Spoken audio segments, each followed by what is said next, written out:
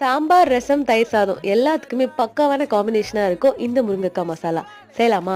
இது செய்யறதுக்கு ஒரு கடாயில 1 டேபிள் ஸ்பூன் அளவு எண்ணெய், 1/4 டீஸ்பூன் கடுகு, 1/2 டீஸ்பூன் சீரகம் சேர்த்துட்டு, ஒரு பெரிய சைஸ் வெங்காயம், ஒரு மீடியம் சைஸ் தக்காளி எல்லாத்தையும் சாப் பண்ணி நல்லா சேர்த்துட்டு, கூடவே 1 டீஸ்பூன் அளவு இஞ்சி பூண்டு பேஸ்ட் சேர்த்து நல்லா வதக்கிட்டு, ஒரு 2 நிமிஷம் நல்லா மூடி போட்டு மீடியம் ஃப்ளேம்ல வேக வச்சுக்கலாம். இப்போ இதுல ஒரு 1/2 டீஸ்பூன் அளவு கல்லுப்பு, ஒரு பிஞ்ச் அளவு மஞ்சள்தூள், 1லேருந்து 2 டீஸ்பூன் அளவு தனி மிளகாய் தூள் சேர்த்து, கொஞ்சமா தண்ணி ஒரு 1/4 டம்ளர் அளவு தண்ணி சேர்த்து நல்லா கொதிக்க விடுவோம். நல்லா கொதிச்சதுக்கு அப்புறமா நம்ம தேவையான அளவு முருங்கைக்காய் சேர்த்துட்டு நல்லா மிக்ஸ் பண்ணிட்டு, இதுல ஒரு 1/2 டம்ளர் அளவு தண்ணி சேர்த்து மூடி போட்டு மூடி நல்லா மீடியம் ஃப்ளேம்ல வேக வச்சுக்கலாம். இடையில இடையில நல்லா கிளறி கொடுத்துட்டே இருங்க, இல்லைன்னா அடி பிடிக்கும். நல்லா மசாலாலாம் ட்ரை ஆனதுக்கு அப்புறமா ஒரு 2 டீஸ்பூன் அளவு துருவின தேங்காவும் சேர்த்து 1 நிமிஷம் நல்லா ஹை ஃப்ளேம்ல நல்லா கிளறி கொடுத்துட்டு, கடைசியா கொஞ்சமா கொத்தமல்லி கருவேப்பிலை இலைகளும் தூவிட்டு எடுத்து சர்வ் பண்ணணும்னா சும்மா சூப்பரா இருக்கும்.